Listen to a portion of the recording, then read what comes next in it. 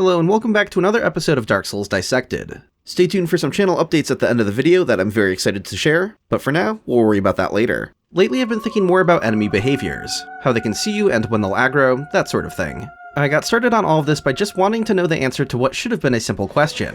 How much do Hidden Body and the Ring of Fog reduce your visibility, exactly? These are stealth items that make it harder for enemies to see you, but I always had the impression that the Hidden Body spell was a lot more effective than the Ring of Fog. And it generally is, but perhaps you can imagine my surprise when I learned that Hidden Body reduces enemies' range of sight by 90%, while the Ring of Fog reduces it by 70%. 70%? Isn't that almost as good as 90%? Then why was I running into some situations where Hidden Body made an obvious difference, while the Ring of Fog sometimes seemingly doesn't do anything at all? Take this serpent in Sen's Fortress, for example. With or without the Ring of Fog equipped, he aggroes on me from the exact same distance. If the Ring of Fog is supposed to reduce how far this enemy can see by 70%, why isn't it working here? I realize it's probably very poor form to open this video with a question that I'm not actually going to answer today, but I just wanted to set the stage for my next several videos. It turns out that just trying to understand when an enemy starts coming for you or attacking you is one hell of a rabbit hole. There are myriad considerations, so to do this topic any justice, I decided it would be better to make a mini-series on enemy detection, one episode dedicated to each of their senses. From most obvious to least, enemies have sight, therefore they can see you, enemies have hearing, therefore they can detect sound, and the most obscure one that I think should be a surprise to most of you, but some enemies have smelling, so they can smell you. Yes, this is actually a thing. I suppose we also have an honorary fourth category for traps or vents, where the enemy has a completely forced reaction that isn't dependent on its usual senses. But I'm not sure if that one is actually going to get its own episode, since we'll likely be pointing those out along the way as things that break or diverge from these other systems. And since I know most players are already attuned to thinking about when enemies can or can't see them, I figured it'd be more fun to jump right into some of the weirder stuff that might not be on players' minds as much. So without further ado, welcome to part 1 of how enemies detect you in Dark Souls. Sound.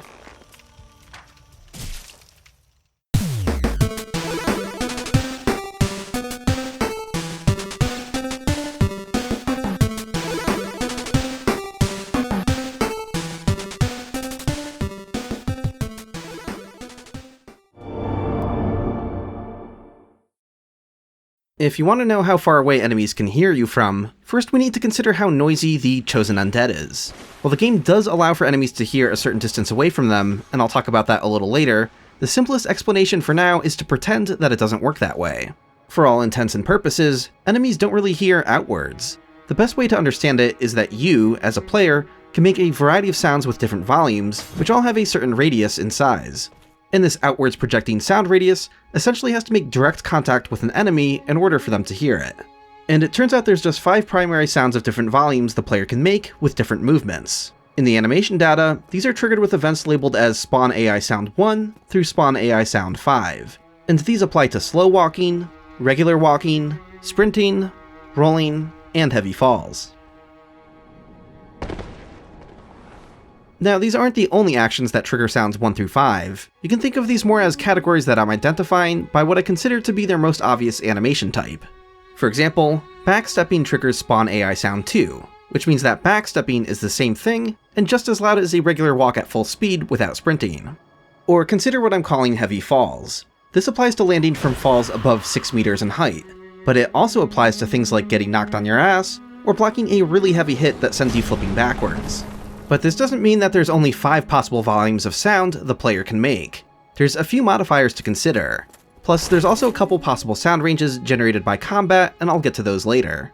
Though before we get too deep into the weeds with all these numbers, let's bring this back down to Lordran with something more understandable in the context of gameplay, with some visualizations to help. Slow walking generates a sound with a radius of 0.5 meters, which looks like this.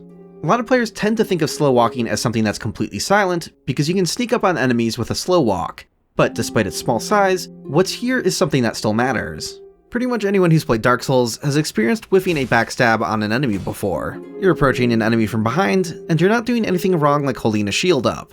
You just get a little too close and take a little too long to attack, causing the enemy to turn around before you land the backstab. Sound is the culprit here. Enemies aren't programmed to detect you based on a sense of touch, so it's not like the enemy feels your collision touching theirs from behind. Instead, they're turning around because they hear the slow walk animation, quiet as it may be. This is why equipping the Slumbering Dragon Crest Ring or casting Hush allows you to continuously walk into the backside of enemies without causing them to turn around, because now they can't actually hear you at all. But more on sound dampening a bit later, I'm getting ahead of myself. Regular walking is much louder, jumping up from half a meter to 6 meters. Attempting to dial in the size of this radius is something I think a lot of us have at least attempted, because if you're going to sneak up on an enemy to backstab them, no one wants to have to slow walk from a really far distance to pull that off. You're probably tempted to approach with a regular walk first, before slowing down to a slow walk, and it's this sort of radius you have to keep in mind for not getting too close to the enemy. Next, we have sprinting. I was kind of surprised by how marginal of an increase in sound this produces, generating a radius of 7 meters as opposed to the 6 meter radius of regular walking. So sprinting is a little louder, but not by much. The number of instances where it triggers enemy detection compared to normal walking is probably pretty limited. There's also a sort of obvious trade-off here that tips things in favor of sprinting, which is that if an enemy detects you but you want to get away from them, sprinting is of course better than just walking. So it still wins out as a better avoidance tactic, despite being slightly noisier. Who cares about stealth at this point when you can just go fast? Then there's heavy falls. I mentioned earlier that this applies to falls over 6 meters in height, and it has a radius of 8 meters. If you remember from the very first episode of Dark Souls Dissected, it's falls over 5 meters that damage the player, so I just found it interesting that these things weren't synced up. So we have yet another breakpoint of things that can happen when you fall. Now, this doesn't mean that falls under 6 meters are silent, but there's a reason shorter falls aren't given their own spawn AI sound category based on player movement. Falling is technically an attack. It doesn't do much damage, but it does have a hitbox and it does do some damage. So a hit against the environment or an enemy is also being registered on falls, same as if you were hitting a wall with a wooden club. For falls above 6 meters, this means you actually have a smaller sound radius of 5 meters inside your 8 meter radius, which of course is redundant at that point and isn't going to contribute to anything. But for falls under 6 meters, you only get the 5 meter attack sound radius. So this is all to say, falling from above 6 meters makes you heard from 3 meters further away than any shorter falls.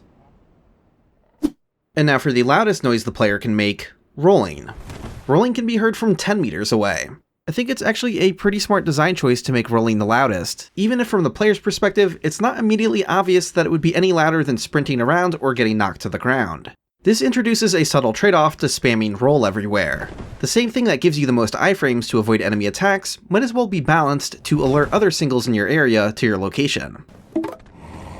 But before we get to looking at a volume modifier for your movements, we should talk about what doesn't affect volume, and that would be your equip load. If you thought that fat rolling would be louder, it isn't, at least not on its own. It doesn't matter if you're fast rolling, fat rolling, ninja flipping, or even over encumbered and fail to roll. All of these things trigger spawn AI sound for the 10 meter radius.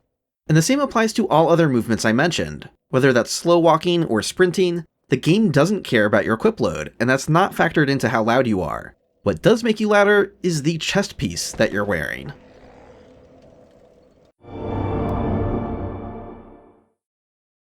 So, are you wearing a kind of bulky, metallic chest piece? This changes your bass sound value from 1 to 1.5, meaning all of your movement sounds while wearing these are suddenly 50% louder. With noisy armor equipped, a slow walk changes the sound radius from 0.5 to 0.7 meters. A regular walk changes from 6 to 9 meters, a sprint goes from 7 to 10.5 meters, a heavy fall increases from 8 to 12 meters, and a roll goes from 10 to 15 meters. As far as a potential impact on gameplay is concerned, of course this all means it's easier for enemies to hear you in noisy armor, sometimes significantly so.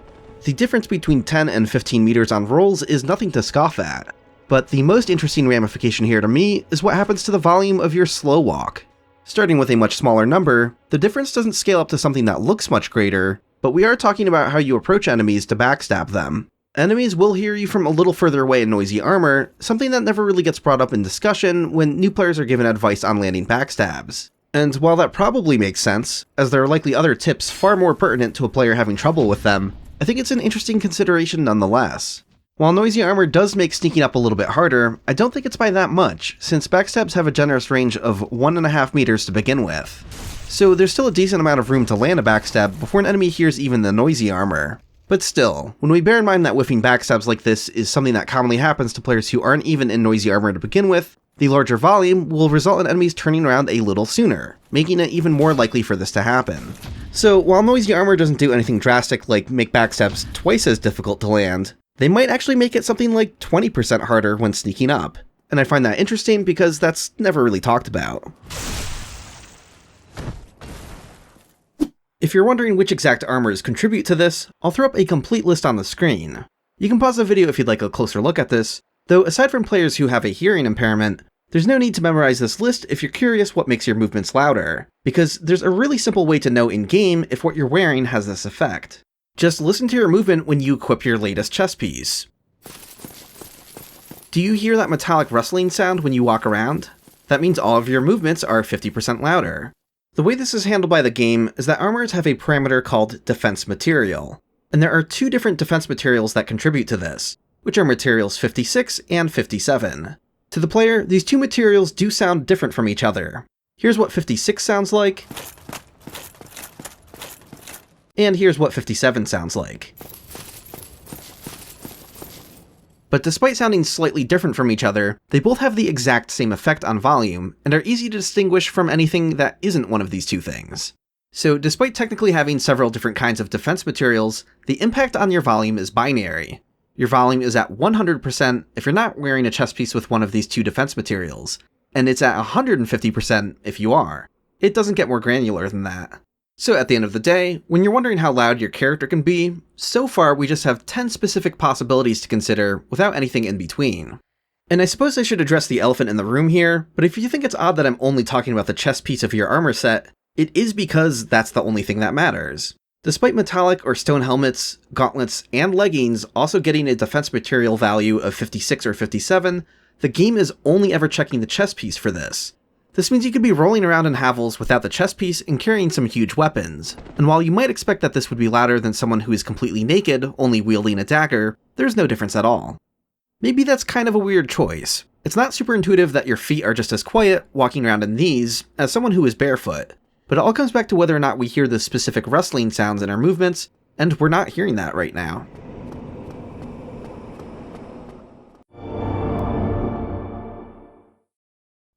Now, the system for how loud sounds generated from combat are is really simple. There's only two possible volumes, a 5-meter radius and a 10-meter radius, which is determined by the attack material of the weapon or projectile. I previously mentioned falls under 6 meters in height producing a 5-meter radius, which is where that softer volume comes from. For what gets to be louder than that, it basically boils down to anything metallic or hard producing the 10-meter radius, which of course includes nearly all melee weapons. The only standard melee weapons to produce the softer sound are weapons made of wood, which includes the club, the reinforced club, the blacksmith giant hammer, the large club, and the great club.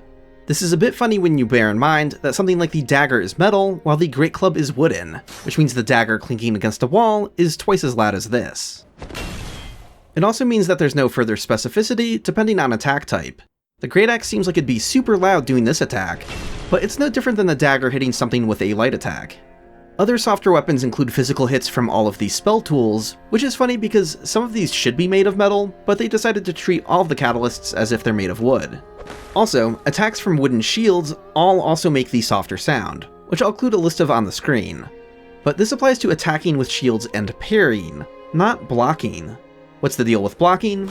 Unfortunately, only the attacking material matters. This means that if an enemy hits your soft wooden shield and you don't hear that louder clink sound, that doesn't mean anything if your enemy was attacking with a metal weapon. This is still just as loud as this.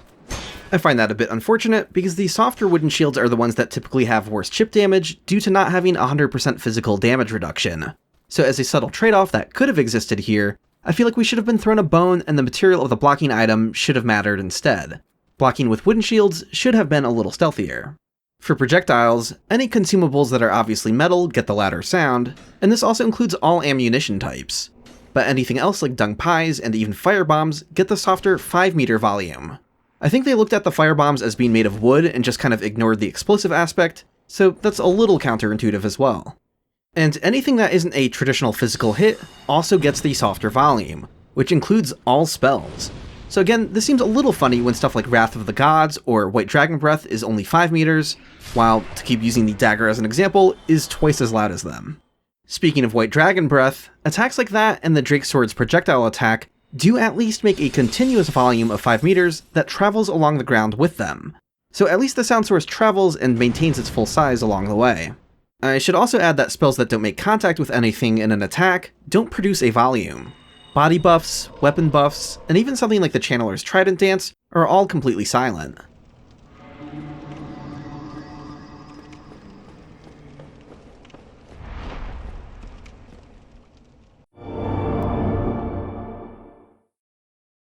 Dark Souls provides a couple sound suppression tools, the Slumbering Dragon Crest Ring and the Hush Sorcery.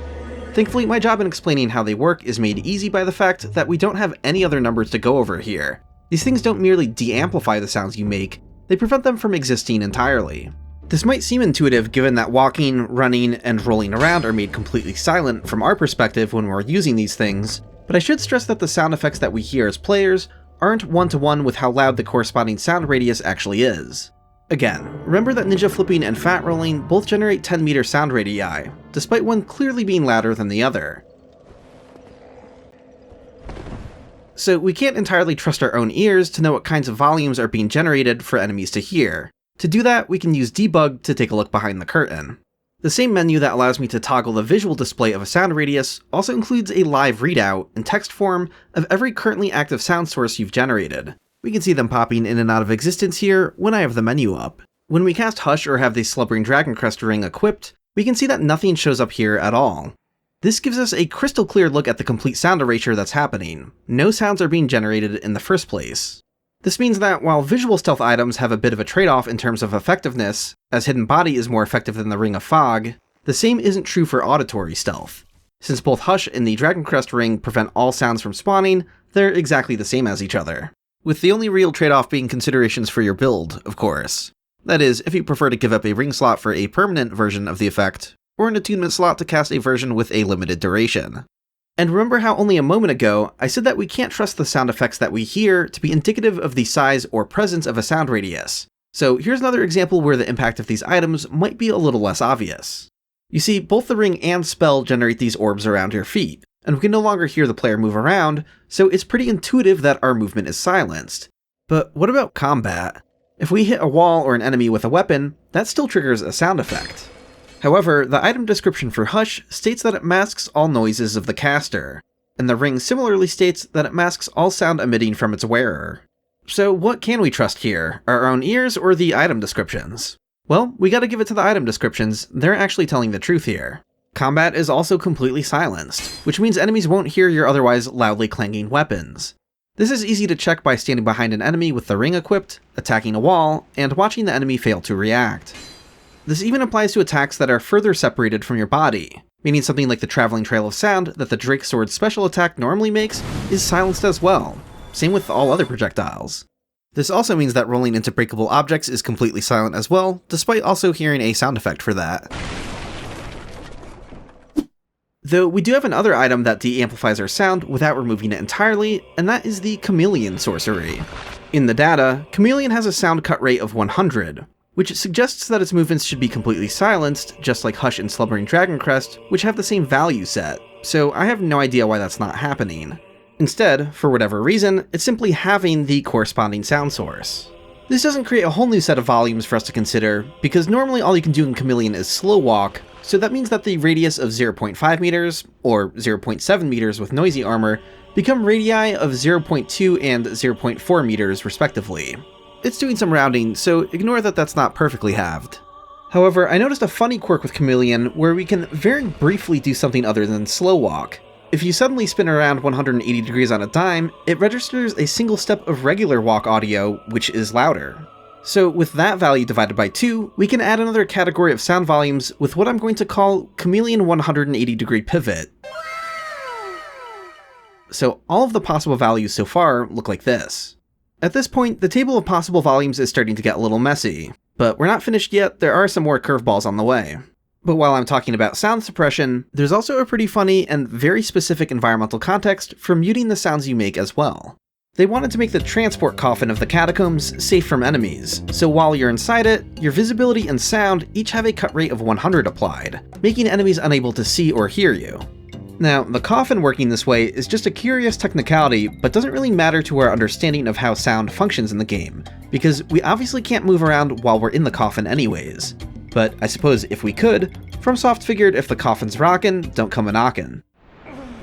Some of you may know where this is going. There's an infamous glitch where being near Quaylana and landing a critical attack forces the coffin stab animation on player characters. This is because they also wanted the area around Quaylana to be safe from enemies, so they set up a 5-meter radius around her that has all of the properties of resting inside the coffin copy and pasted over to it. I've known for a long time that enemies retreat when you're standing here, it's easy to watch the mosquitoes turn around and back off, but I didn't know all the details of how it was implemented, and now I know that standing here simply makes you invisible and also silent. Just like casting Hush or wearing the Slumbering Dragon Crest ring, we can see that our sound radii stop generating when we enter this space. I'll link to a video by King Boar if you'd like to know more about the whole coffin stab situation, and a surprising connection it has to the Moonlight Butterfly. But I should stress that this kind of environmental effect is being applied through special effects. That is, the same way something like a body buff, like Iron Flesh or activating the red Tearstone ring works, stepping into this space is essentially like casting a spell on you to achieve this desired result. But what if the environment itself could simply be louder or quieter? Without a buff or debuff to your character making these things happen, can the surfaces of an environment have their own properties that directly amplify or de-amplify sounds? They can, and this is where we arrive at our next topic of discussion: hit materials. And buckle up, because this is where things get ridiculous.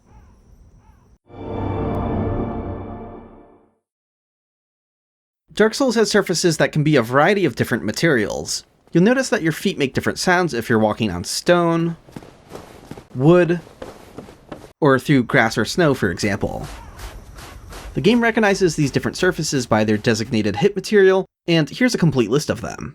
I don't know if all of these are even used, there may be a few dummy ones in here, but these all have a corresponding parameter called AI volume rate, which is here as another potential modifier to how loud we are. But for the most part, it wasn't used much. Almost every hit material has an AI volume rate of 1, which is the default, meaning that most surfaces don't actually affect your volume. The sound effect for walking through grass might sound a lot louder to us playing the game, but this rustling isn't any louder to enemies in-game. I think this is fine, for the most part. It feels a little underutilized to me. Like, imagine if we had a spot where a Black Knight had its back turned to us, and tiptoeing around broken glass or a metal grate in the floor was necessary to approach silently and not screw up a backstab. That'd be pretty cool, and the system could easily be adjusted to implement something like that. But outside of a couple hypothetical scenarios designed around this, it really wouldn't make sense to overhaul the game to make use of it frequently. This isn't a stealth game, and while I think the game would be worse off if it removed the stealth tools it has, as it is great having these options, the game really didn't need to push this kind of system too much further on us. So maybe it feels a little underwhelming when walking through grass isn't any louder when it easily could have been, but I also don't think that would improve any encounters that currently exist in the game, so it's understandable that they didn't bother. But there might also be another reason they didn't bother, because for the one exception that does exist, it turns out they completely botched it. Water is the exception here. There are 3 different water hit materials, and all of them have an AI volume rate of 3. This is supposed to make you 3 times louder, which, fair enough, I could see why they'd want to make splashing around in water be a very noisy thing. But let's take rolling around in noisy armor, for example. Remember that this can normally be heard from 15 meters away. If we're going to amplify its volume by 3, that means it's going to be heard from 45 meters away. 45 meters is quite far. Bear in mind that sound doesn't have line of sight rules, so when you think about enemies who are around corners or on a different floor, they'll still be able to hear that through walls. So you might be thinking, maybe that's going a little overboard and this should have been dialed back a bit? But it's so much worse than I think anyone watching this video can possibly imagine. Splashing around in noisy armor isn't only heard from a mere 45 meters away. Oh no, the size of its sound radius is 135.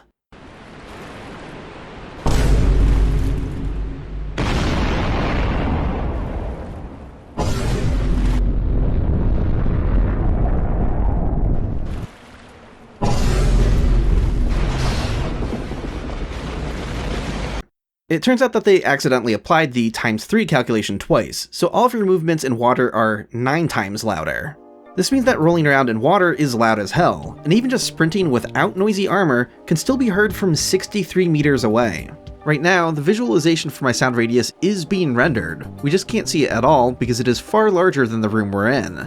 We have to move the camera somewhere back above ground for it to even come into view. Unless you're using Slumbering Dragon Crest or Hush to make yourself completely silent, there's just no way to be quiet in water. Slow walking without noisy armor can still be heard from 4.5 meters away, so you wouldn't even be able to sneak up on an enemy to backstab them. I'll throw all the numbers up on the screen if you'd like to pause the video and appreciate just how comically loud water makes you in Dark Souls. If you don't believe me, just check out what I found with some testing in co-op. Splashing around in the middle of the Gaping Dragon's room can make the rats all the way by the bonfire turn their heads. But like, if every time you splash in noisy armor, you're basically dropping a tactical nuke for enemies to hear, why wasn't this glitch already known? How can we be so absurdly loud without the player base catching on to the fact that something is horribly wrong here? It basically just comes down to From Software getting lucky, and in most places where there's water, it just happened to not really be an issue. Or if it wasn't luck, maybe they knew about this glitch but had issues fixing it and simply designed around it? Either way, this weird behavior from the water is mostly a non-issue due to a wide variety of reasons, which I'll demonstrate as we go through every body of water in Dark Souls to see what in the actual hell is going on.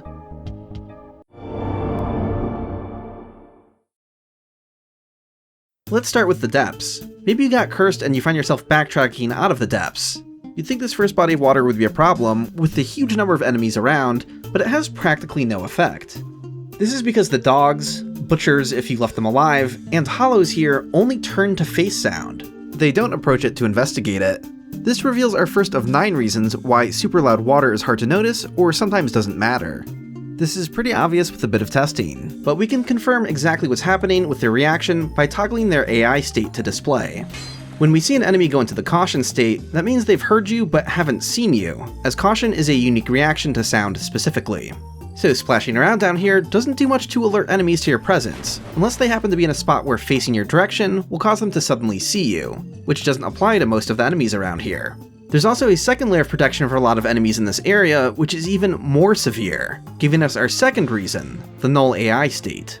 Most of the hollows above won't even initially rotate to face your direction. They will once you wake them up out of their null state, but these particular enemies start off in a state where their AI is essentially disabled until you get close enough to them or hit them. And this applies to approaching from both directions. When we first enter the level, you'll notice that smacking the wall up here doesn't alert this torch hollow, since his AI hasn't been woken up yet.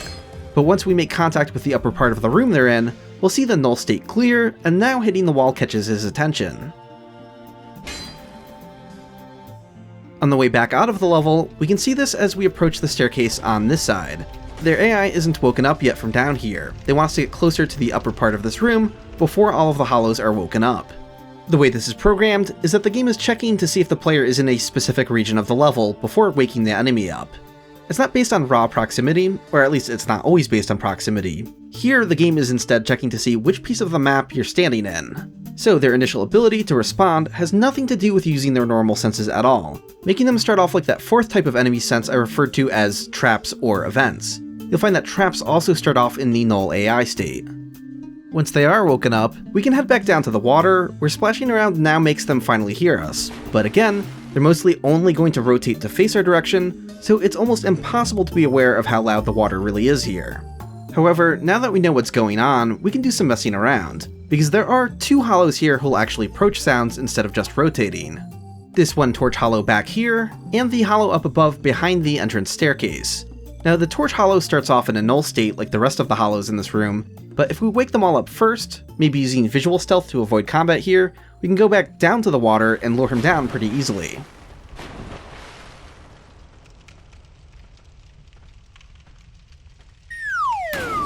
But this hollow further up above doesn't start off in a null state, so he will start approaching sounds right away. So you could just splash around to get his attention and lure him all the way down. But enemies are slow to investigate sound. He's going to take his time getting down here. Plus he'll eventually get caught on some tables and have to attack them, so it's taking me as long as 1.5 minutes to get him all the way down here. This gives us our third reason why we might not notice this being a thing. Perhaps we can lure an enemy from awkwardly far away, but it takes an unreasonable amount of time and a continued effort to get them to show up.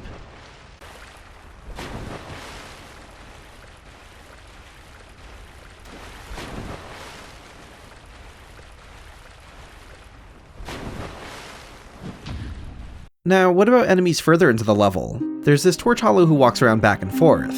He does have a small patrol path here, so when you see him moving from a distance, that doesn't necessarily mean he's detected you. But because his AI is active to begin with, he can hear you in water, and that's why he sometimes comes for you. But going back to the first pool of water, there's a reason that endlessly splashing around down here doesn't cause him to come all the way up the stairs and open the door on his own to get to you, even though he would otherwise be capable of that. From here, that enemy is roughly only 30 meters away, well within our noisy water sound radius. So what's the issue here? This brings us to our fourth reason why our water nukes don't alert as many enemies as it seems like they should. Sometimes an enemy just isn't loaded from where we're standing. They're too far away. We can see how this plays out if we try seeing what he's up to with FreeCam. From the staircase itself, everything is loaded and running normally. When we get up to the top of the staircase, everything but the water down there de-renders. However, with the enemy's collision capsule highlighted, we can see that his AI is still active and he's still moving around. In this state, he could hear us and approach our sounds, though the movements are already a bit strange, being in what appears to be a lower frame rate. But at some point, when we get even further away, his collision capsule turns blue, which tells us that the game has frozen him.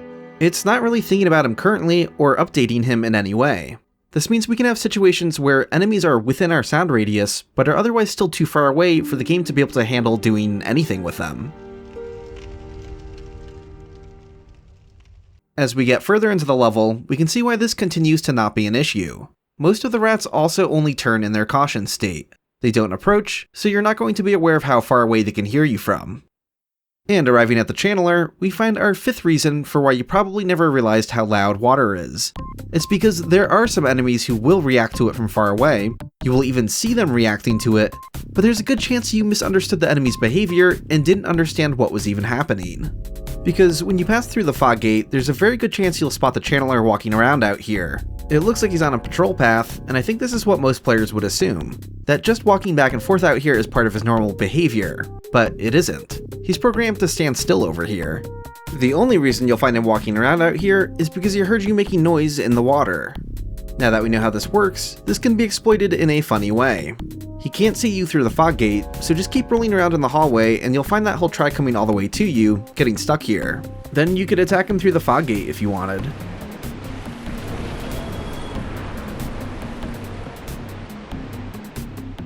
As we get to the bottom of the level, we can find something else that players have likely noticed having heard them, and just not realizing the full extent of what can happen here. Because the three large rats do also approach sounds. They're not like the rest that only rotate.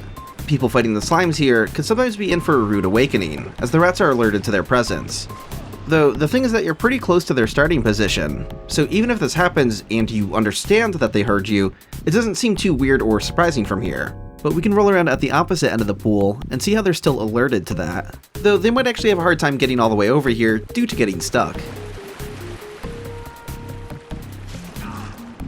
Or for something that feels even more ridiculous, we could go to the spot by the first basilisk, roll around in this nook for a moment, and after a minute or so of doing that, the rats will eventually find you. Or one of them will probably get stuck, but a couple of them can find you this way at least. And now with the basilisks, we get to our sixth reason of why you might have not noticed enemies hearing you from far away in water. It's because, despite technically hearing you, maybe that enemy simply doesn't have any reaction to sound whatsoever. This isn't a common thing in the game, but we do find this with a few of the basilisks at least. It might not be obvious at first, because some of them here do rotate to face sounds. That's pretty easily tested and observed with the ones on the opposite side of this grate, who can't actually see you through it. This is sort of the norm for basilisks, as all of the ones in the Great Hollow rotate to face sounds as well. But one variant of basilisk here is labeled as defensive in its think parameters, and these are the ones who are facing that nasty pit you could fall into. I think the devs wanted to make sure the basilisks weren't looking or moving around prior to falling into the pit, to really ensure that they have a consistent behavior and always start off facing the direction they want them to. So they intentionally made them stand guard and not move, at least until they see you. But a funny outcome of this is that they can be approached from behind without seeing you. Anyone who's farmed Eyes of Death before has probably encountered this. Approach from the side where you didn't fall into a pit to get here, and the last 4 basilisks of this farming route have no way of knowing that you're here. I mean, technically they know. We can check their AI state and see that they're in caution, so they did hear us, they just don't have a reaction to it. I always assumed they were programmed to be deaf, but instead it's the result of a special defensive behavior they were given. But this is all more of a behind-the-scenes sort of thing. To the player, they are effectively deaf, because why wouldn't they react to this? But the way we got here wasn't through directly cutting off their ability to hear, which I previously and mistakenly assumed was the case. But now that we know how this works, this is something else we can exploit to our advantage. I've always maintained that the basilisks here aren't that bad so long as you avoid falling into the pit, because if you approach them on your own terms on ground level, they're not very difficult to manage. A bit of Eye of Death farming is the sort of exposure therapy that completely deflates how intimidating they are, but falling into the pit? That can still be a nightmare if you have 3 spitting their curse fog at you at once. However, I'm now also realizing how I won't even care about falling into the pit either, because when you do, only one of them actually sees you right away. So you can just take a moment to get your bearings when you fall in, and be sure to move away from the other basilisks to hide around the corner. Since the others won't react to the sound of you fighting this first one, this grants you a moment of 1v1 that makes them a lot less dangerous. Then you can tiptoe around the corner to attract the rest one at a time. Most people think of the pitfall as something that's going to result in a bunch of basilisks trying to curse them at once, but it turns out that's completely avoidable from this approach as well, taking advantage of how they don't walk towards sound. Okay, getting through the rest of the bodies of water is going to go a lot quicker, because we not only front-loaded this discussion with most of the reasons why being loud in water doesn't really matter, but the depths is really the only level with a bunch of water throughout it. Onto Firelink Shrine. As far away as it seems, all of the hollows are still well within the sound radius of rolling in water by Framped, with the furthest hollow only being roughly 83 meters from here. But once again, most are too far to be fully loaded from here. And even if they could be, or you lured some of them closer down here, they also only rotate to face sounds, so they weren't going to approach the water based on sound anyway. The skeletons do walk towards sounds, but they're in an unactivated null state before you trigger them, so to even try and lure them with the sound of water, you'd have to wake them up first and then retreat, and then spend a while rolling around in the water. And even then, they have a habit of getting easily stuck on the stairs in their slow walking animation, so they might not even be able to get to you despite trying. Really, if the skeletons follow you all the way back here, it's almost certainly for visual reasons and not auditory reasons. The only thing here that could realistically be alerted to your presence are any NPCs you aggroed, but it would still be really weird to have a group of hostile NPCs that you're completely ignoring here. Like, maybe you're not just fighting them because you plan on paying for absolution later, that's not that difficult to imagine, but knowing that there's pissed off NPCs right around the corner, I doubt anyone would just ignore them in such a way where they'd be caught off guard because they messed around in the water for too long. Over in the aqueduct, sound from a distance doesn't matter much because the rat can't see very far down the tunnel. And even if it could, the rat has a special AI instruction called Leave Target, which causes it to turn its back to you and retreat anyways. So while it might turn to face your direction from pretty far, being spotted from a distance isn't a concern, and you're probably not going to notice or think about the rat reacting to your sounds from the opposite side of the shortcut gate. The hollows nearby in the Undead Berg also only turn to face sounds, so we're not worried about them either. Really, the only thing of note is all of the hollows in Firelink Shrine turning to face you because of how loud you were in the water, which makes exiting here a little trickier, as a bunch of them immediately see you when you step out. The safest way to handle this, like maybe you're retreating to Firelink while cursed from the depths and really don't want to die before getting to the bonfire, would be to perhaps kill the hollow at the top of the stairs through the wall. Wait over 10 seconds so the other hollows forget about the sounds they heard and turn back around, and then carefully slow walk out of the aqueduct. This could help pull their aggro in a more staggered and less chaotic way. In the Painted World, the bone wheels here are yet another enemy that only turn to face sounds, which is why the watery underground area is relatively safe, so long as you're careful to only pull one at a time according to their line of sight and sight distance. I think some viewers might find it funny that I called this underground area relatively safe, because I know bone wheels are one of the most hated and feared enemies in the game. But they're at their most dangerous when you get a group of them attacking you at once, something that's harder to avoid in the catacombs, and we'll see why when we get there. If you previously woke up the group of phalanx above, they will approach sound, but they can't fall down the well, or they're going to get stuck somewhere, so they're not a concern when splashing around down there. And other enemies are either too far away to matter, or only rotate to face sounds, so they also aren't a concern. In the Darkroot Garden, unless you're using visual stealth, the demonic foliage will see you before you hit any of these puddles. But if you are using stealth, making sounds in the water could be the thing that gets them to start walking towards you. However, from this first puddle, it only alerts the nearest tree guy. The one that's second closest to us isn't alerted. But he's only 53 meters away from us, well within the range of our splashing sounds. Here we arrive at our 7th reason for why a faraway enemy might not react. That enemy's back home distance value isn't large enough. Back home distance is a parameter that refers to how far away the enemy is willing to pursue or engage with you, even if they're already aggroed. But it's not based on how far away they get from their home location, it's based on how far away they are from you. Let's say you're in the middle of fighting an enemy, but then you suddenly teleport 100 meters away. The instant you teleport away, the enemy will give up and start returning to its home position. Enemies typically pursue a sound or something they saw for a certain amount of time, so an enemy giving up instantly isn't something you see very often, but it could hypothetically happen if you're able to get very far away from an enemy very quickly. In this particular example, I teleported too far beyond the back home distance of the hollow on the left, which is why he gave up instantly. However, I just barely fit within the back home distance of the hollow on the right, which is why he's still walking towards us. He can't even see me from this far, he's just walking towards where he last saw me. In the case of the demonic foliage, their back home distance value is 50 meters, meaning this puddle at 53 meters away is just a little too far away for him to care. He technically hears us, but since we're starting off over 50 meters from him, his first impulse is to give up and return to his home position. And he's already there, which is why nothing happens. This puddle later in the level can get you into a bit of trouble. It's not likely to do much because you have to wake up all the enemies in the area first, but if you do and then backtrack, this could be a thing that alerts them to your position. Even the frog rays react to this, so if you splash around here for long enough, you can get one trying to come up the path here. I have to admit to not even bothering to check if the tree lizards pursue sound sources or if they'd simply rotate to face them, because that's rendered completely irrelevant by another one of their senses, and sound is the least of your concerns with them. But I did check if the possessed trees can hear you, and they can. So do what you like with that information, I guess. Over in the forest area, the forest hunters only turn toward sound sources, and unless they entirely have their backs facing you, unlike other mobs, they only turn their heads and not their entire body.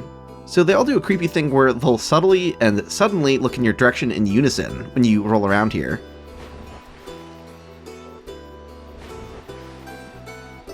For this puddle over here, there is something like 4 trees that could be alerted to your location, not counting any that you'd have to wake up first.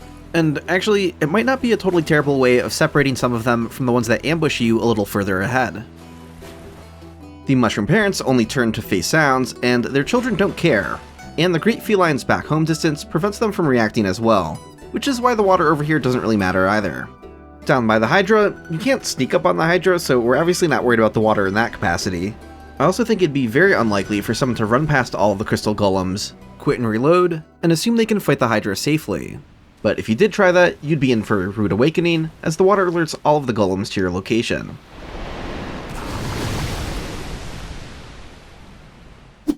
In the Royal Wood, I guess you could hypothetically sneak around these enemies using visual stealth, and this puddle could give you away. But let's be real, we can probably count the number of players that's ever been a concern for on one hand.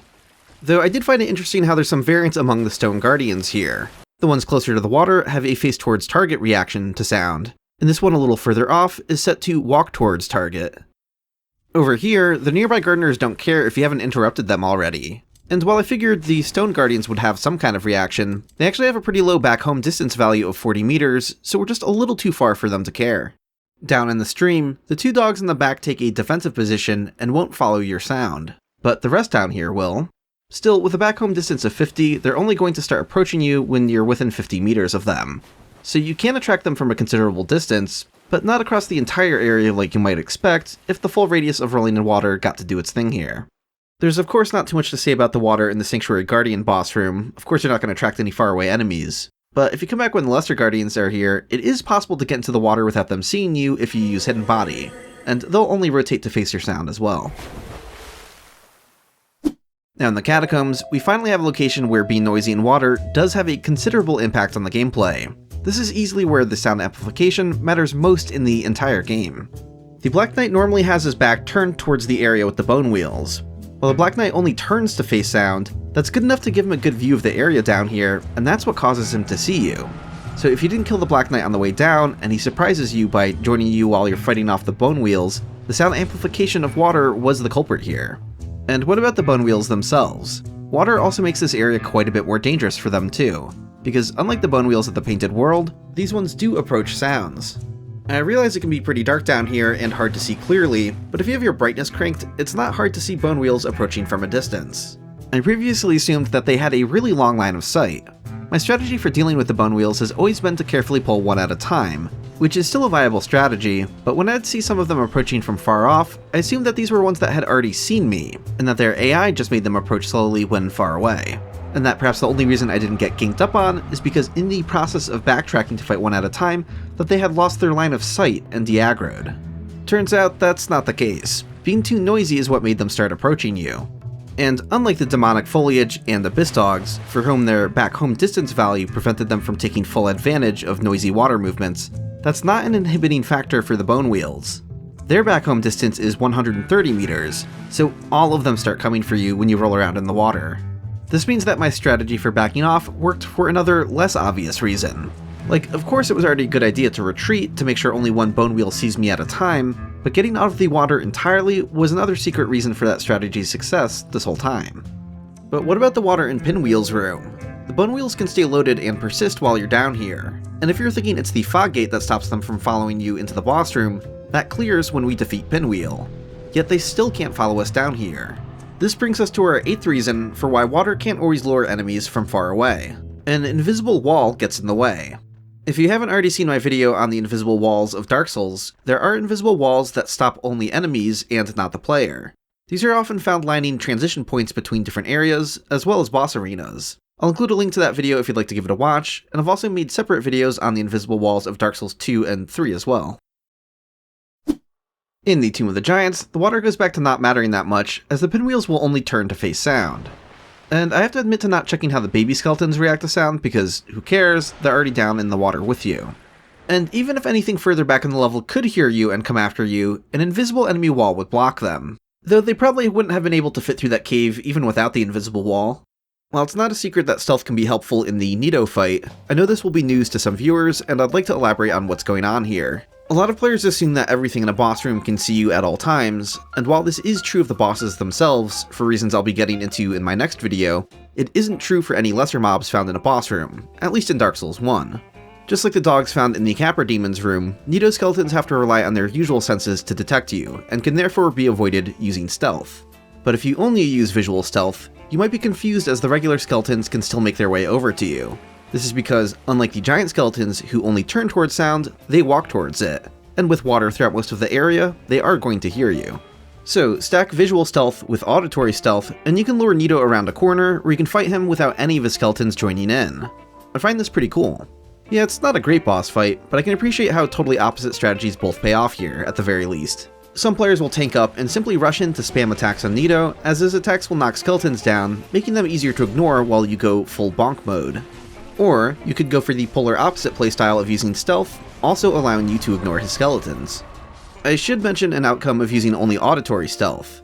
If you wind up over here, you might notice some of the giant skeletons turning to face you, but not approaching. If the Slumbering Dragoncrest ring is supposed to make us completely silent, why are they turning to face us? The mechanics aren't being betrayed here. It is true that they can't hear us, and that they aren't turning because of sound. You might be thinking then, it'd be weird if they could see us and that's why they're turning, because if they see us, shouldn't they be coming after us? You'd be right, that is weird, but that is exactly what's happening. More on that when we get to the episode on enemy sight. In Ash Lake, the clams can be alerted from fairly far away if they're already woken up, as well as the mushroom parent over in the second tree. They can react to you from up to 50 meters away, once again having that as their back home distance. I assumed the mushroom was going to pop out the top entrance, but it actually comes out the other way from around here. If you're really patient and don't mind rolling around for an entire minute, he'll eventually show up.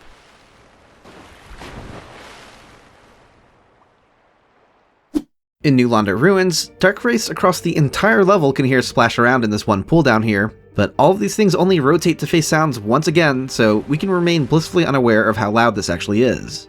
The wisps that spawn from the massive souls can chase after sound, but it's very unlikely that one would ever find its way to you, because they try flying straight to you rather than following nav meshes on the ground, so they'll just get stuck somewhere. Plus there's something else that makes them not the best at following sounds, which will be relevant later in the video.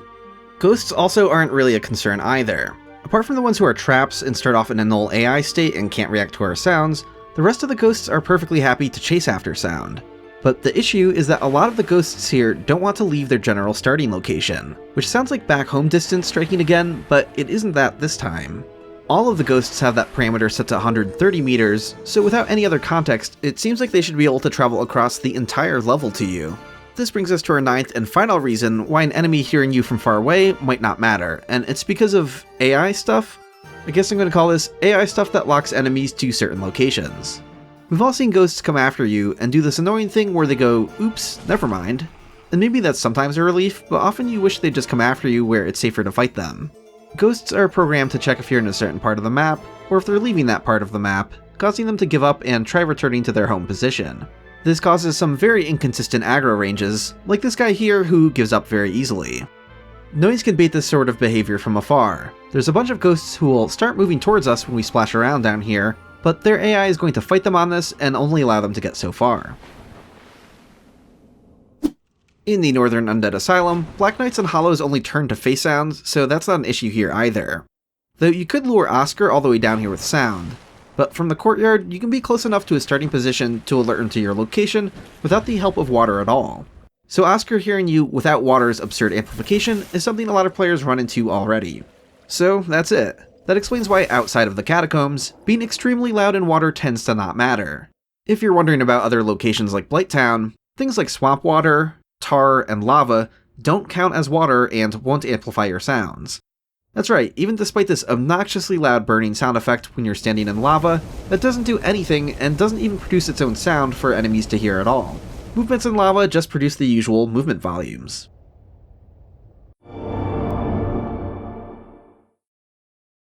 Okay, so let's finally talk about the ear distance parameter. I realize it's a bit funny to be this far into the video and to only now start talking about how enemies actually hear, but I think it makes sense. This is something less fundamental to understanding what's going on and more of a technical curiosity. Because, as I said earlier, your sound radius essentially has to touch an enemy in order for them to react. Yet almost every enemy in the game has an ear distance parameter that's set to 10. These values are typically in meters, and Smithbox, a popular modding tool, also says as much. So you can probably imagine my initial confusion here, because what could 10 even mean? It's not like enemies are hearing 10 meters away from themselves. Our sounds have to travel to them entirely, and we're the ones who make sounds of different volumes. Like a rat obviously doesn't only hear 10 meters away, despite an ear distance of 10, when shit like this happens. I thought at first that maybe it was like a modifier of some kind, and 10 just happened to be the default. But then I modded this Hollow's ear distance from 10 to 30, and he'd turn around based on my movements from behind him at what appeared to be the exact same distance. Can you spot a difference here?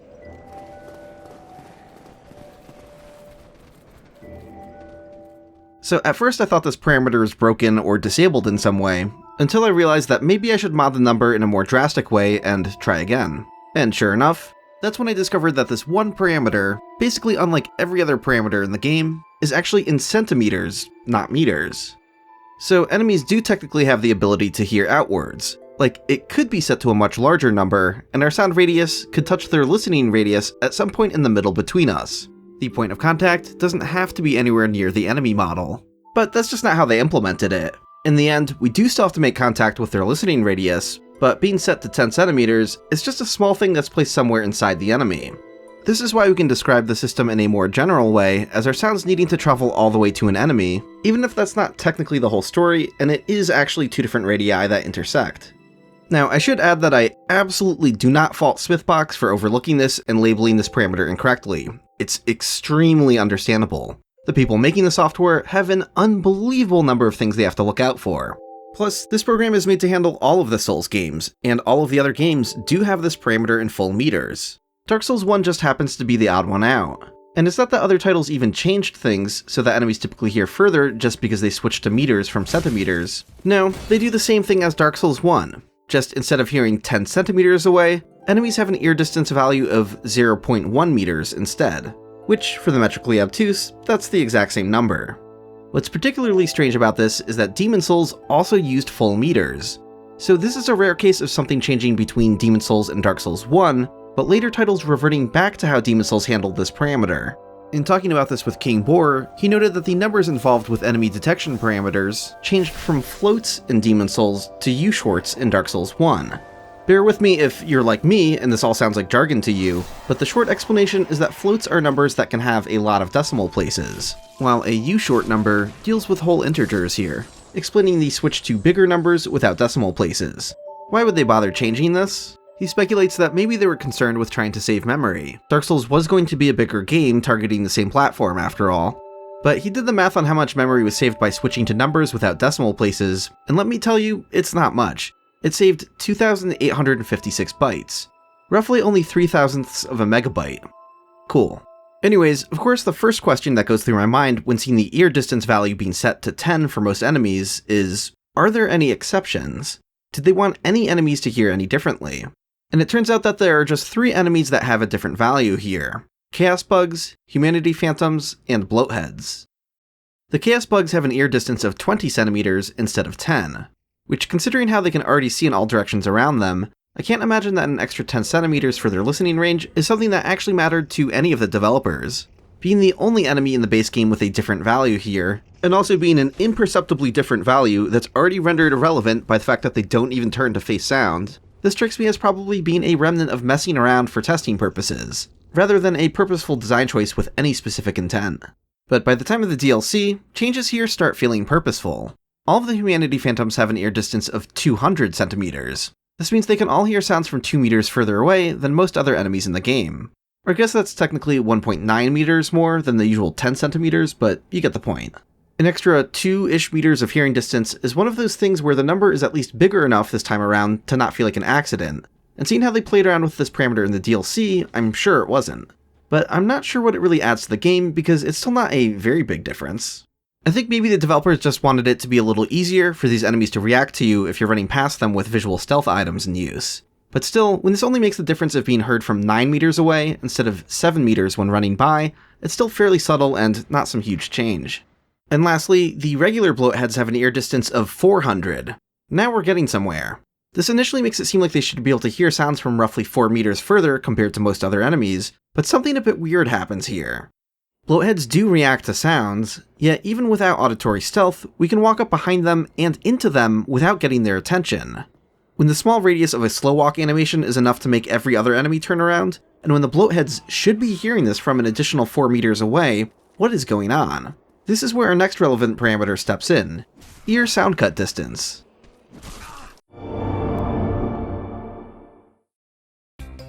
Ear Soundcut Distance, also known as Auditory Dampening Distance, is exactly what it sounds like. It's another parameter that enemies can have for hearing less.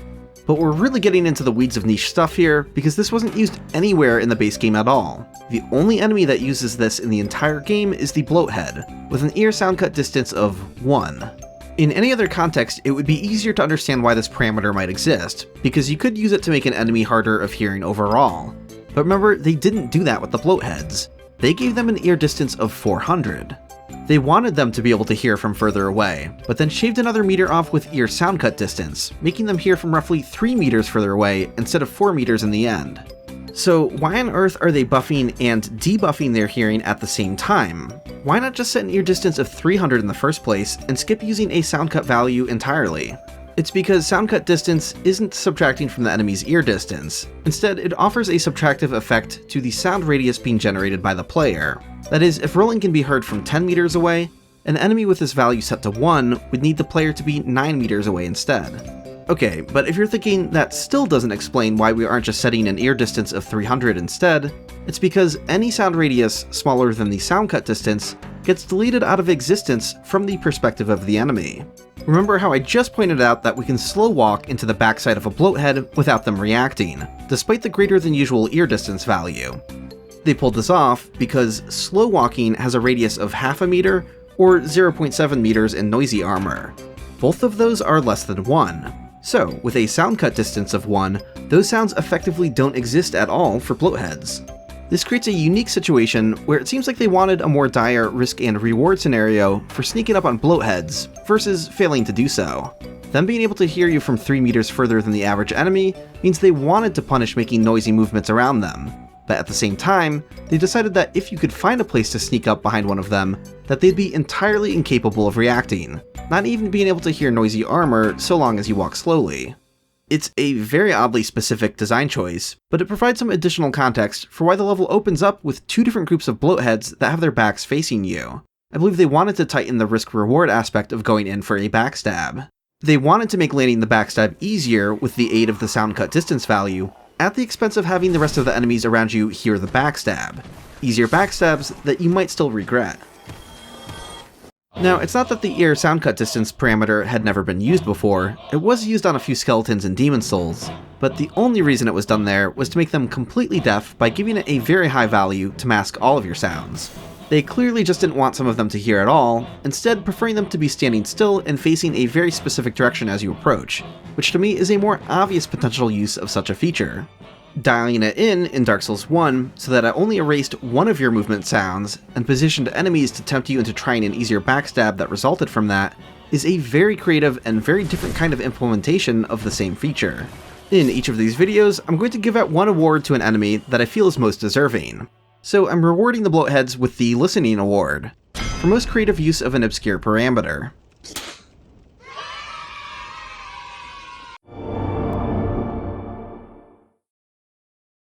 Okay, so onto hearing angles. We have a couple more parameters relating to enemy detection via hearing: ear angle X and ear angle Y. That's right, hearing can have directionality to it, though in its implementation it effectively doesn't. When I talked about enemies having a listening radius that our sounds need to make contact with, I expect that most viewers imagined something like a perfect sphere with a 10cm radius inside of the enemy. But is what they listen with a perfect sphere? Or is it some kind of cone with directionality to it, like an enemy's line of sight? We don't have a way to visualize the enemy's hearing in Dark Souls 1 debug, at least not that I'm aware of, but every enemy in the game has an ear angle X of 90 degrees and an ear angle Y of 180 degrees. For reasons I won't get into until a later video in the series, we understand that these numbers are a bit misleading, only being half of the actual effect in-game. This means that with smaller numbers, enemy hearing could have a more specific forwards-facing directionality to it, but ear angle Y refers to the horizontal listening direction, and with the numbers being double of what you'd expect, 180 actually means a listening angle of 360 degrees. So despite the potential for directionality, all enemies still hear in a perfect circle around them. However, the circle being the size that it is probably only applies to this one plane, as the entire shape doesn't have to be a perfect sphere. With the vertical angle being set to only 90 degrees, I think the listening shape probably looks something like this instead. So you might be thinking, if that's the case, then enemies can hear you from further away if you're on the same horizontal plane, but you could get a little closer to them and make sounds above or below them that they won't hear from the same distance, with a more limited listening angle in that direction. It could be set up that way, but despite having numbers that look like that should be the result, we have to remember the original context here. We're only talking about something with a 10cm radius in the first place. Having a directionality to the enemy's hearing simply doesn't matter at this scale, and here's why. Let's assume for a moment that an enemy was set up to only listen in a forwards direction, and we're approaching from behind. If its listening direction looks something like a forward-facing pie slice instead of a circle, that means our sound radius approaching it, represented with the dotted line here, would have to touch it to get the enemy's attention, needing to go this far forward. Now, let's go back to how it's actually set up, with the enemy's listening shape being a perfect circle instead of that smaller pie slice. Now, to get the enemy's attention, our sound radius only has to get this far instead to touch it. So there's technically a small difference, but we're talking about 10 centimeters at most. In other words, if you gave an enemy a forwards listening directionality instead of a 360 degree listening radius, that doesn't mean you can approach from behind without them hearing you. It would only mean that you could get up to 10 centimeters closer from behind, a completely negligible and imperceptible difference. This is why you could mod these values to completely different numbers for all of the enemies in the game, and as long as they're not 0, you wouldn't notice any change to the gameplay. The only way these parameters would start to matter is if the entire ear distance was changed to something much larger in the first place. If we had a listening shape that looked like this on top of an enemy, as opposed to this, then yeah, suddenly it would become apparent that they can hear you from much further away in front of them, as opposed to from behind them. When pointing through the data, of course the first thing I wanted to check was if any enemies had something other than the exact same ear angles I was spotting everywhere else. I found one exception, a bloathead sorcerer with an ear angle X of 30 instead of 90. So remember that shape I showed earlier? I would expect an even more smushed shape to its verticality. This made me wonder if they had any bloathead sorcerers with a vertical level design in mind, perhaps not wanting them to be able to hear you as easily just because you were somewhere above or below them. But when we remember that all of the bloathead sorcerers just have the standard ear distance of 10 centimeters, we immediately arrive back at my previous point on how changing these values wouldn't accomplish anything perceptibly different. Who cares if making the shape not a perfect sphere allows you to get a couple centimeters closer from above? You're not going to tell the difference between 10.1 meter detection from the side versus 10 meter detection from above. And apparently the developers agreed, because it turns out that this type of bloathead sorcerer is unused anyways. There's only one specific variant of the sorcerer in the parameters that has this different ear angle value, and it wasn't actually put anywhere in the game. This is all to say that the only time one of these values was messed with wound up being unused, which is not a surprise given how it would have been completely pointless.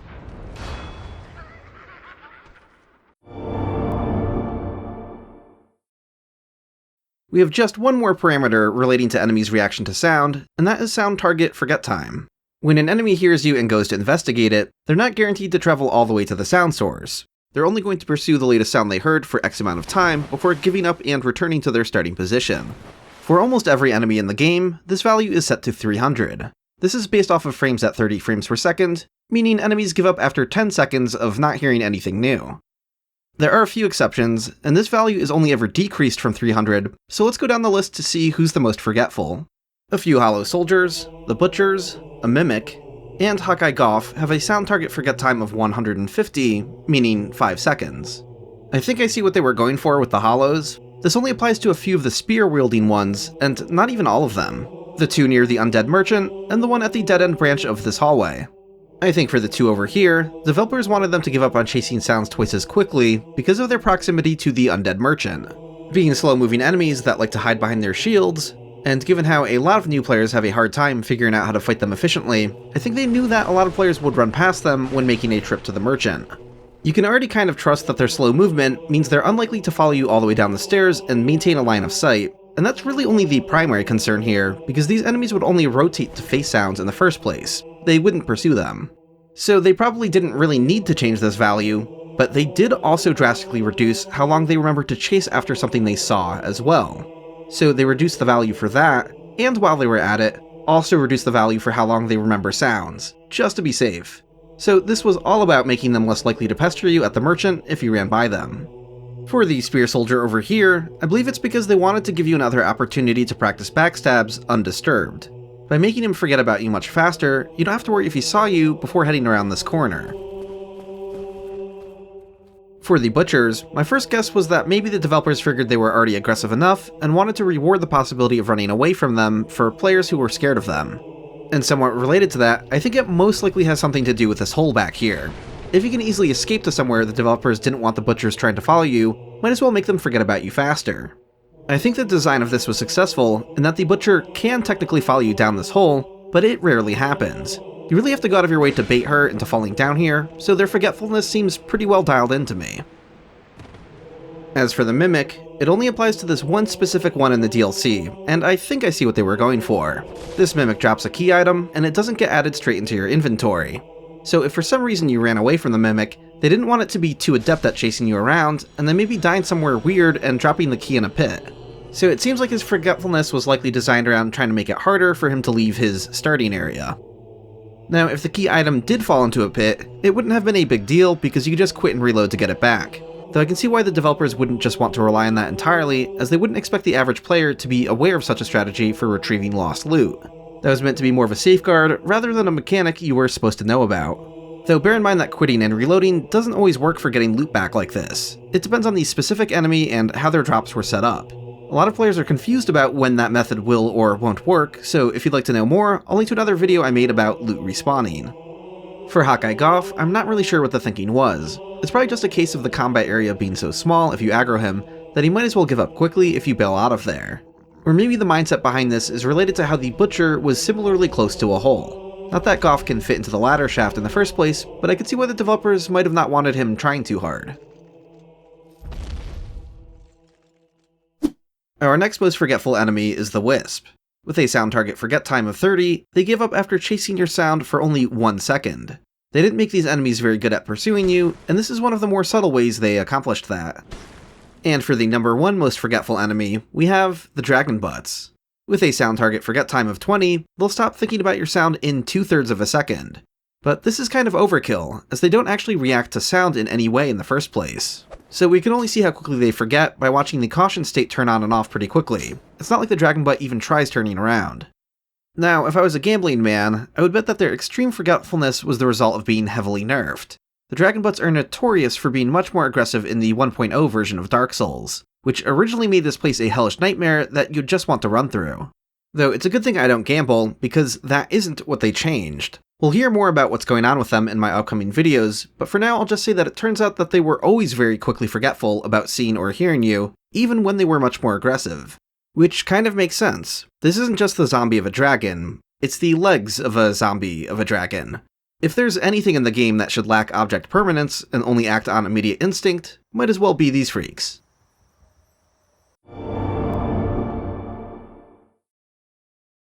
Okay, now that we've wrapped up all the odds and ends of how enemies react to sound, before I close up the video, I'd like to take a look at a couple more aspects of the sounds we generate.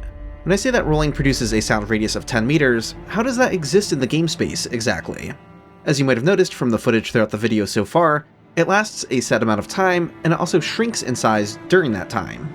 How long a sound lasts for is referred to as the life of the sound, and this is only ever set to one of two possible things. All of our movements linger for 2 seconds before disappearing completely, and all of our combat sounds last for only half of a second instead. Now, the shrinking range of the radius during this time has its own rate, such that it doesn't naturally shrink to 0 in size by the end of the given lifespan.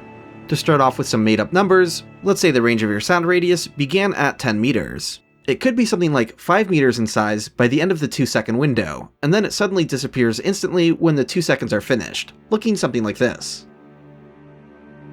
The funny part here is that there's actually a bug with the rate of the shrinking radius in the remaster, as this behavior was tied to frame rate and wasn't accounted for. And credit goes to King Boar for being first to notice this. Converting Dark Souls from 30 FPS to 60 FPS is known to create a lot of potential bugs, most of which the remaster properly addressed and avoided, but this just happened to be a really obscure framerate bug that slipped through the cracks. I should also add that this bug does include the Prepare to Die edition if you unlock the framerate with something like DS Fix. So while I was capturing some footage earlier in the video from there, you still haven't seen what it was supposed to look like yet. Here's a side-by-side comparison. On the left, the game is running at 30 frames per second, so the volume of the sound will shrink at its intended rate. On the right is the same thing at 60 frames per second, where it shrinks faster than it's supposed to, and will happen in all versions of the remaster that aren't the Nintendo Switch version. So how do they compare if we take a closer look at the numbers involved? Sounds that last for 2 seconds in the original version of the game have their radius shrink by roughly 45% by the time they disappear, while in the remaster they shrink by 70% instead. And sounds that last half a second originally shrink by 13%, now shrinking by 25% in the remaster. So the radius is a lot smaller by the end of the sound's lifespan in the remaster, but does this make a difference that matters? Generally not, because bear in mind, the previous section of the video just went over sound target forget time. Enemies react to a sound they heard for 10 seconds, even if they only make contact with a sound radius for a single frame. Whether an enemy heard a sound or not in the first place matters most, as being enveloped within a sound source for slightly longer only means that that enemy gets to hear your sound for a bit longer, allowing their 10-second timer to start slightly later. But since all sounds only last for 2 seconds at most, we're only talking about a fairly small window of time, and specific positioning relative to an enemy where we can notice a small difference. Here's a side-by-side comparison showing how an enemy at 60 FPS gives up slightly faster, due to the size of the sound shrinking more quickly. I think it's pretty funny that this was never noticed, but it's also not surprising. It's such a specific difference between the game versions that has no significant bearing on gameplay. While speedrunners are used to dealing with much more precise things, and would be the sort of community to normally notice these kinds of little differences, speedrunners don't tend to wait around for 10 seconds for an enemy to start retreating.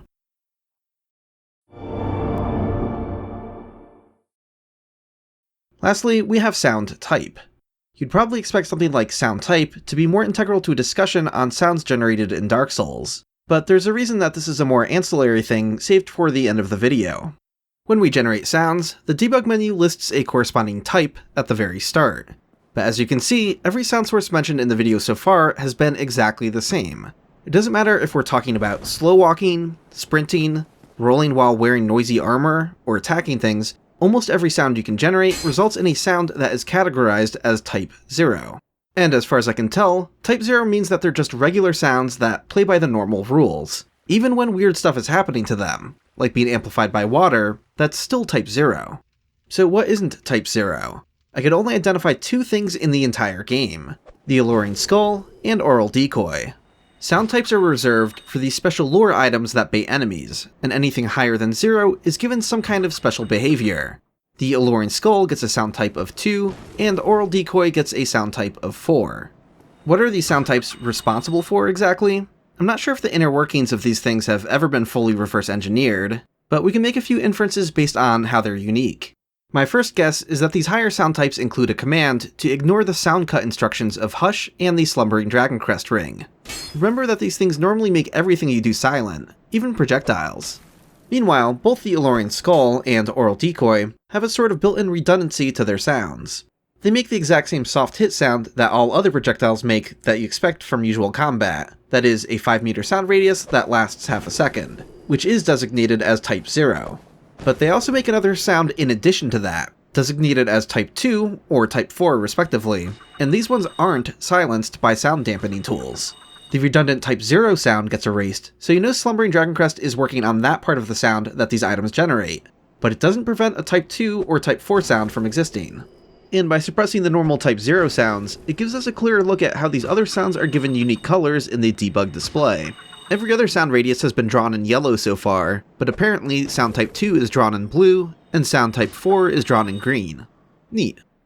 I also suspect that being type 2 or 4 fundamentally changes an enemy's reaction to sound, because regardless if an enemy walks towards a sound, or only turns to face a sound, or even does nothing at all, the AI state that gets triggered is always the same: caution. Let's take a look at what normally happens when an enemy aggroes on me based on sound. You can see that the enemy only initially hears the sound, triggering the caution state at first, and then it's only when the enemy actually sees me that it fully aggroes, switching over to the battle state. I initially assumed that the same thing would happen with the lore items, like maybe the sound just gets the enemy to turn towards these things, but then once they see them, they'll aggro based on seeing it or something. But that isn't the case. When we try the same test here, we can see that the snake immediately goes into the battle state, without ever having a chance to see what landed. There's no investigatory caution state. I can't be absolutely certain that this is what's happening underneath the hood, but I think that the sounds being Type 2 or Type 4 tells the enemy to react to them as if they aren't sounds at all, like they actually saw the target, basically turning an enemy's sense of sound into another pair of eyes. This could explain why enemies bother attacking them at all. Since enemies don't attack sounds, something about these has to be telling the enemies to do that. Here's another in-game example that demonstrates this. We can throw an Alluring Skull down here, which has a sound radius large enough to reach the hollow in the hallway above. But instead of walking slowly towards it, like he does normally with sound, he immediately goes into battle mode and starts sprinting. His behavior is the same as seeing it, despite not actually being able to see it from up there. Or maybe that means it's being treated more like something the enemy can smell? But you can file that consideration away for later. I'll be covering how enemies can smell the chosen undead stinky ass in the next video. But what about other potential sound types? So far we've only seen 0, 2, and 4. We skipped past 1 and 3, and I was wondering if anything else was hiding in there. Thankfully, Fiend from the Souls modding Discord took a look, and was able to find where these things were buried in the data, along with their accompanying state info value. Turns out that Type 1 refers to the Soul Remains item from Demon Souls. Type 3 is something unknown and unused, and apparently there's nothing past Type 4 at this stage. That probably only pops up in later Souls games. I wouldn't be too surprised if the pungent blood cocktail of Bloodborne was Type 5 or something. This all helps solidify our hypothesis that any sound type greater than 0 is reserved entirely for special lore items, since if you're unfamiliar with Demon Souls, that's what the Soul Remains were for as well. But what's going on with Type 3 here? This is where Fiend had a bit more info and some pretty cool speculation. Note that its state info value is suspiciously close to that of the Alluring Skull. We're talking state info 176 and 177. And these things are labeled internally. The Alluring Skull is labeled as Soulcoin Undead, and this unused thing is labeled as Soulcoin Animal. So they're both numbered very close to each other, and are named as something that sound like variants of each other. And considering how this naming convention identifies what the Alluring Skull works on, the undead, this highly suggests we're looking at the sound type for an unused item that would have attracted beasts instead of the undead. Let's consider one of the important differences between Oral Decoy and Alluring Skulls. The trade-off here is that Alluring Skulls distract enemies from much further away than Oral Decoy, while Oral Decoy works on a lot more enemy types. So the decision to make Alluring Skulls mostly only attract the undead means it works on a lot less enemies, but perhaps this decision was born in part to split the effectiveness of Oral Decoy into two different consumables that divided up who it was effective towards. In the end, there are a couple animals that do show up in the list of enemies that the Alluring Skulls work on, so it really looks like they gave up on the idea, went back and added a couple animals to the list of what the Soulcoin Undead works on after scrapping Soulcoin Beast, and called it a day. One of my criticisms about the Capra Demon fight is that, while generally rewarding experimentation to handle the dog problem, the Alluring Skulls don't work on the boss, nor even the dogs, while Oral Decoy works on both. I felt that if you're creative enough to try diversion tactics in that fight, it should have been rewarded no matter what. And not that you'd have to guess that only the spell lore works, while the consumable lore doesn't. The decision to at least not make the dogs distractible with luring skulls makes a lot more sense in the context of a scrapped alternate lore item that would have focused on animals. Evidence of cut content really pops up in the weirdest places sometimes, huh? Anyways, one last thing to note about alluring skulls is that their sound has a unique range to it. So to amend the previous list of all possible volumes we could make, we have to add one more category for just the alluring skull by itself, which generates a 13-meter radius. This means it can be heard from almost 3 times as far away as Oral Decoy, which is a big part of the reason that Oral Decoy sometimes feels less effective for the same enemies that it works on. Sadly, the lure items don't have their range amplified by water, so despite alluring skulls having the second largest sound possible without the help of water, their size doesn't expand to something ridiculous in water, unfortunately.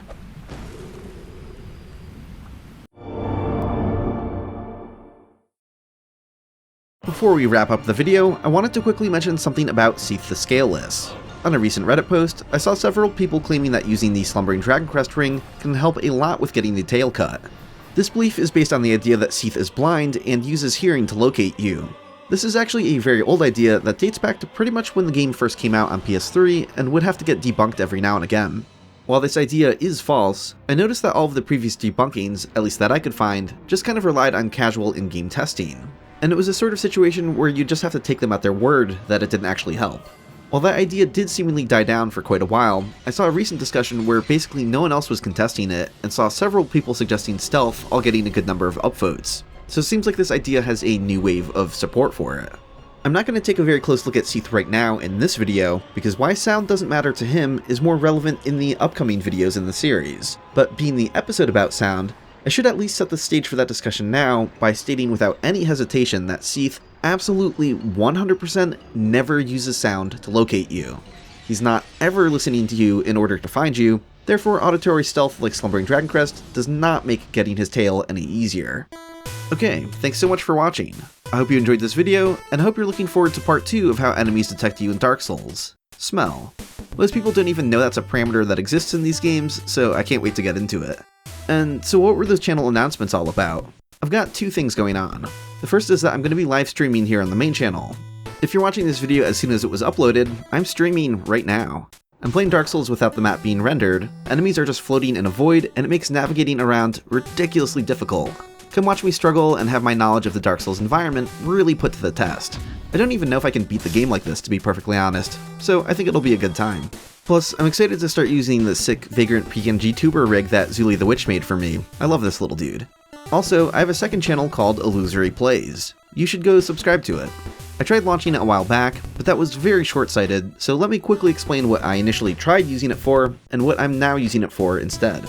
I had the idea of doing casual playthroughs of games in a sort of Let's Play format, whether that's modded Souls runs, retro games, or just anything really, but for some reason I attempted to do this before I moved, when my internet was still garbage. Thinking I could maintain a channel that involved uploading longer videos at 6 megabits per second on a good day, what the hell was I thinking? Now I actually have decent internet at my new place, but I've also decided to rethink what that channel is for.